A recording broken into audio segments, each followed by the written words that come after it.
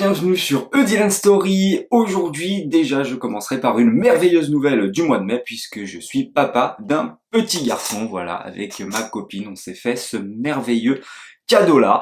Donc, c'est pour ça que les vidéos, il y en aura moins sur la chaîne, hein. Déjà que il y en avait que 2 par mois. Là, je ne sais pas si je vais pouvoir faire la tier list du mois de mai 2026, étant donné en plus que j'ai fait très peu de films.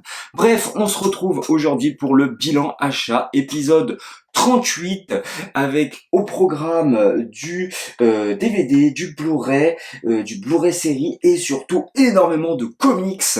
Voilà, et je vais tout de suite commencer par un DVD acheté en vide-grenier qui s'appelle Carol, qui est réalisé par Todd Haynes. Le mois dernier, je vous avais présenté I'm Not There, ou le mois d'avant, qui est le film de Todd Haynes sur le biopic sur Bob Dylan, qui n'avait pas choisi qu'un seul acteur principal pour incarner Bob Dylan, mais bien différents acteurs et même actrices, hein, puisque Cate Blanchett l'interprétait également. Et ben justement, il la reprend pour le rôle de Carol.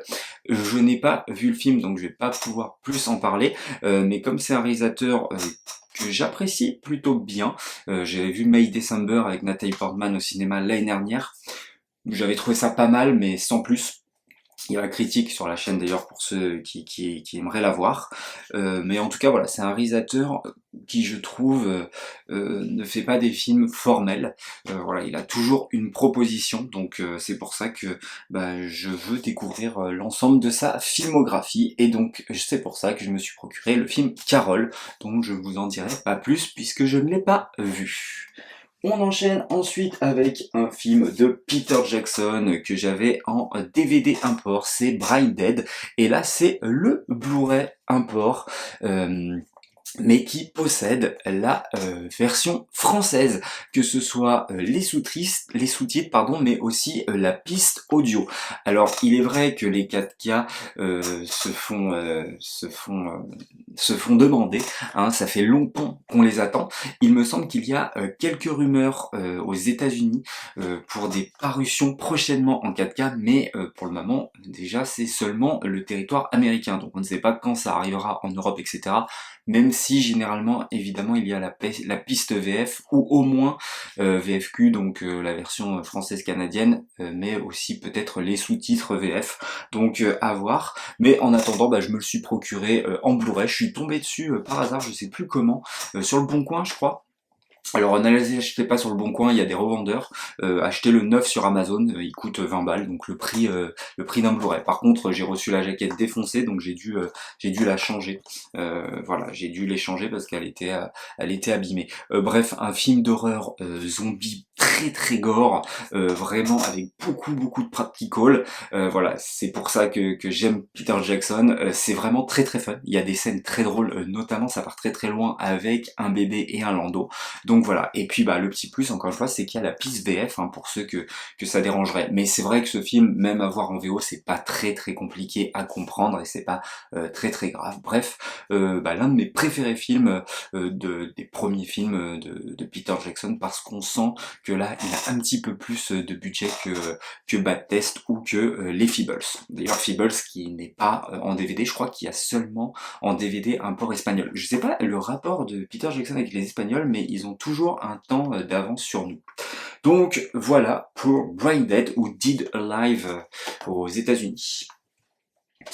On enchaîne ensuite avec Lorenzo de George Miller, et ça y est, j'ai l'ensemble de la filmographie de George Miller, et j'ai vu l'ensemble de sa filmographie, hormis la 4e dimension, mais c'est pas un film entier, c'est 4 réalisateurs différents qui sont réunis et chacun fait une partie du film, enfin en tout cas de ce que j'ai compris, chacun met en scène sa propre histoire, et puis ils en ont fait un film mais qui ne se suit pas en fait. Donc il y a Steven Spielberg qui a sa partie, George Miller, et puis je sais plus les autres, Joe Dante peut-être, et il me semble qu'il y avait eu un accident d'hélicoptère justement, mais je sais plus si c'est avec George Miller ou un autre. Bref, Lorenzo, Nick Nolte, Suzanne Sarandon, Peter Ustinov et Kathleen Wheeler-Toy.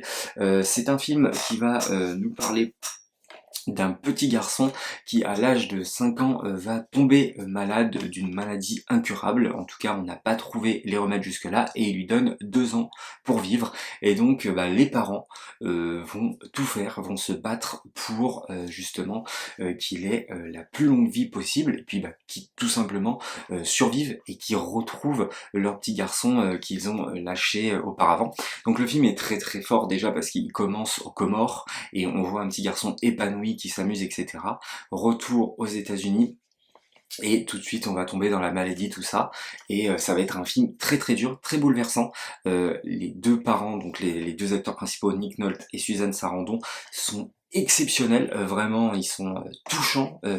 Mais pas que, parce que la mère est très dure, enfin, on peut la comprendre, elle est très très froide. Un couple aussi qui se déchire ou qui s'éloigne de leur famille à proximité, qui veulent les éloigner, etc.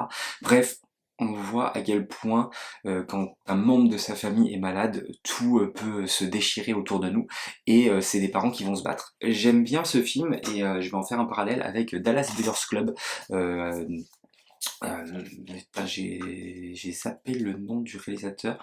Je crois que c'était Jean-Marc Val. Non, c'est qui réalise Dallas Buyers Club?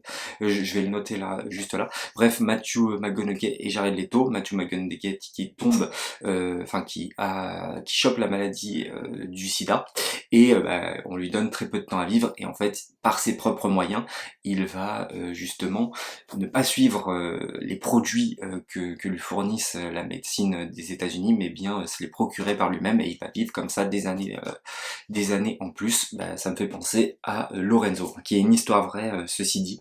Donc je vous invite fortement à voir et qui quand même je trouve des notes du reste de la filmo de George Miller. Voilà, c'est un film quand même vachement intimiste. Il faut savoir que George Miller aussi, c'est une histoire qui le touche, je pense, particulièrement parce que lui-même était médecin, en fait, avant tout simplement d'être réalisateur. Bref, un réalisateur qui a fait une carrière sans faute pratiquement. J'aime tous ses films. Voilà, il y a peut-être Babe et Les Sorcières d'Eastwick qui sont un petit peu plus faibles que les autres, mais j'adore. Bref, voilà. Je vous invite fortement à voir Lorenzo, qui est un film qui devrait être un peu plus connu.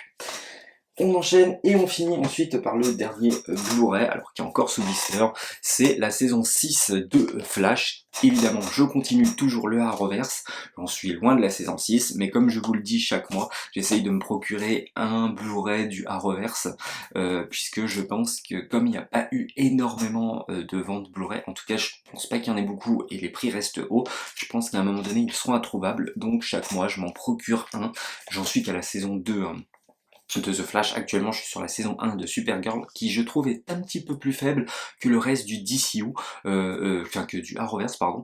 Voilà, même Constantine était déjà en demi-teinte, je trouve, mais Supergirl, j'ai un petit peu de mal, mais c'est aussi du fait que j'ai du mal avec le personnage de Superman et Supergirl, c'est peut-être les persos d'ici que j'aime le moins, honte à moi, mais c'est vrai que voilà.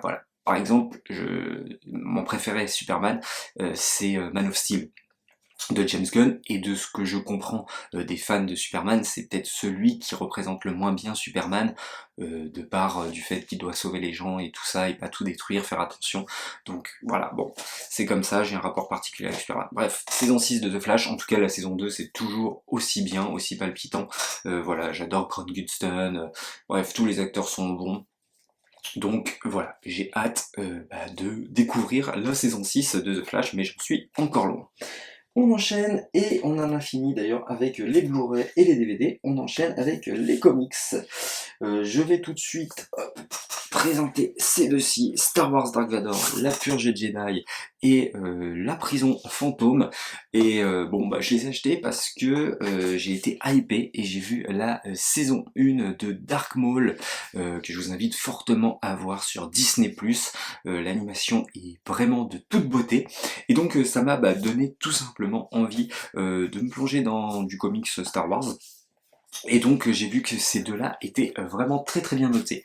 Et c'est vrai que la Purge Jedi marche très très bien. Alors le dessin est pas exceptionnel si vous voulez. C'est vraiment du classique. Voilà, c'est pas là c'est pas là le point fort du comics, mais c'est plus de par le biais de son scénario, je trouve, Notamment tous ces Jedi qui vont vouloir tenir tête à Dark Vador et qui à chaque petite histoire va avoir son signe d'espoir et ce que représentent les Jedi, etc. Et on va avoir aussi un Dark Vador torturé. Voilà, tout simplement quelqu'un qui est torturé et qui a une obsession de tuer absolument tous les Jedi pour être le seul et l'unique. On sent que voilà, il veut être le seul et l'unique. Bon, celui-ci je ne l'ai pas encore lu, mais c'est le mieux noté. Donc je pense qu'il doit vraiment être excellent. Et c'est la suite hein, de ce dernier, entre guillemets. La prison fantôme, donc j'ai vraiment hâte de le découvrir. Voilà pour ces deux petits comics chopés pour 10 € les deux sur le Bon Coin. On enchaîne ensuite avec X-Men Croisement de Chris Claremont et X-Men Dieu crée l'homme détruit.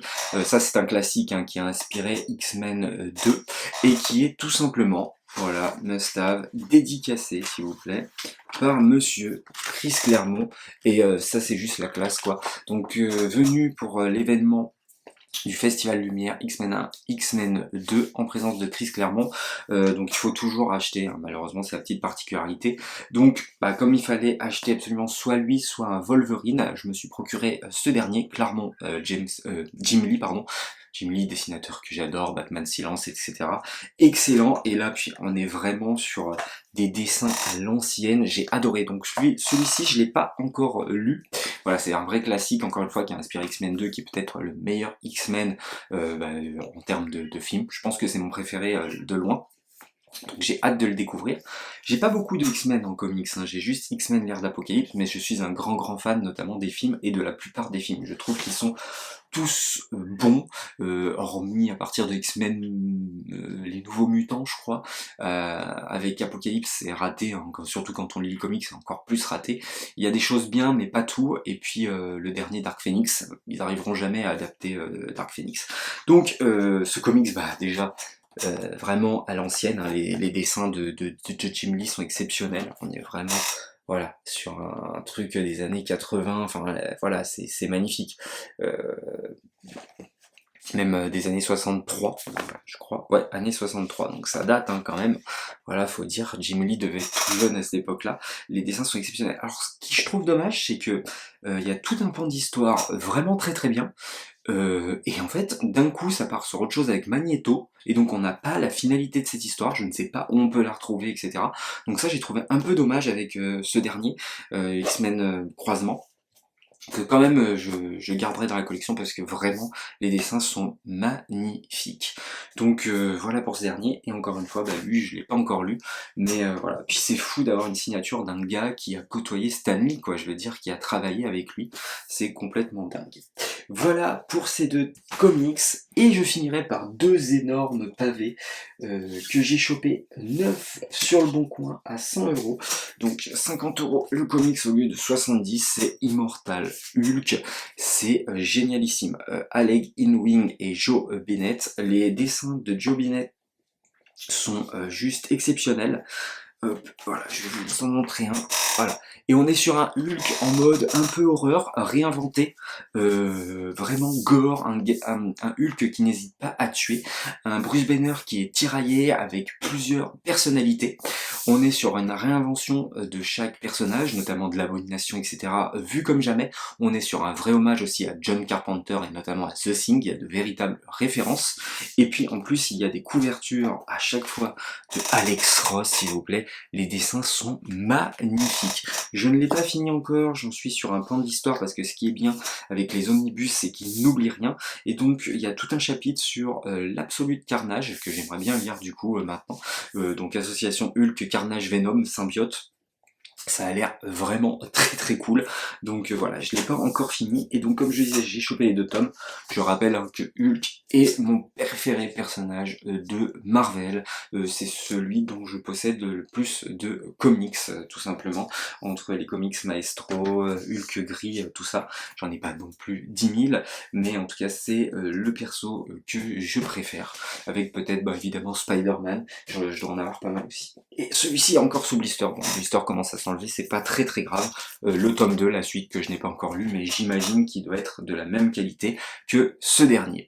Voilà pour ce bilan achat. N'hésitez pas à me dire vous dans les commentaires comme d'habitude qu'est-ce que vous avez acheté. Likez, partagez et abonnez-vous. Et nous on se dit à la prochaine pour une prochaine histoire.